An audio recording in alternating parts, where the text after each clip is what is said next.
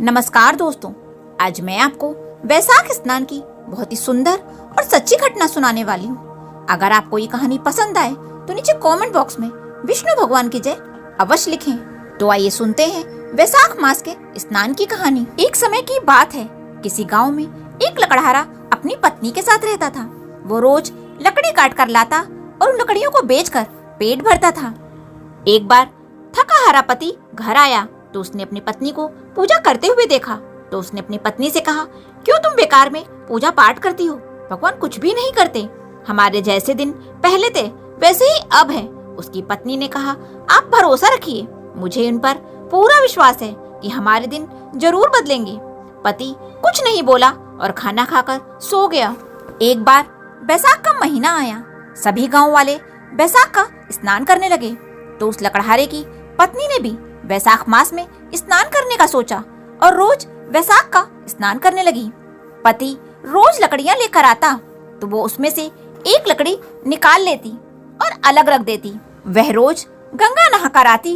उसके बाद आंवला, पीपल और पथवारी सबकी पूजा करती तथा कथा सुनती।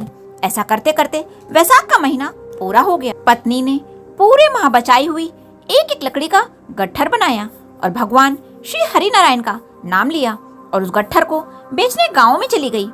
भगवान श्री हरि नारायण की कृपा से वो लकड़ियों का गट्ठर चंदन का हो गया।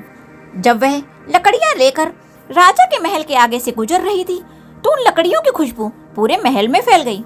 राजा को जैसे ही खुशबू आई तो उसने द्वारपालों से पूछा कि चंदन की लकड़ियों की खुशबू कहाँ से आ रही है।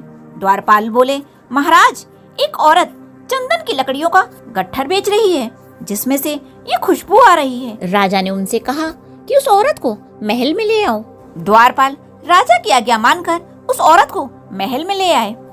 चंदन की लकड़ियों को गट्ठर देखकर राजा ने पूछा कि इसकी क्या कीमत है। तब वह औरत बोली, जितना आप देना चाहें मुझे दे दें। मुझे तो केवल 5 ब्राह्मण जिमाने हैं।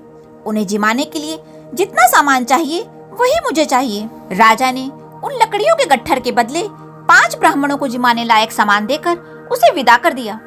उस लकड़हारे की पत्नी ने 5 ब्राह्मणों को भोजन कराया।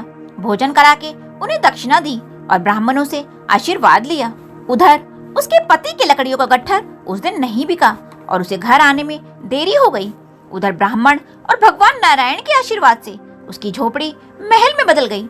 रसोई में 56 पकवान तैयार हो गए। पति जब वापस आया तो उसने झोपड़ी की जगह महल देखा। उसे देखकर उसकी पत्नी उसके पास आई और भगवान नारायण की कृपा की सारी बात अपने पति को बताई। दोनों पति पत्नी ने खुशी खुशी भोजन किया और उस महल में सुखपूर्वक रहने लगे। हे भगवान नारायण, जैसे आपने उन पति पत्नी के भंडार भरे वैसे ही इस कहानी को कहने वाले, सुनने वाले और हुंकारा भरने वाले के भी भरना। दोस्तों, अगर कथा अच्छी लगी हो तो इस कहानी को अपने दोस्तों के साथ भी शेयर करें ताकि उन्हें भी वैशाख मास का पुण्य प्राप्त हो सके और आप भी इस पुण्य के भागीदार बन सकें। बोलो विष्णु भगवान की जय।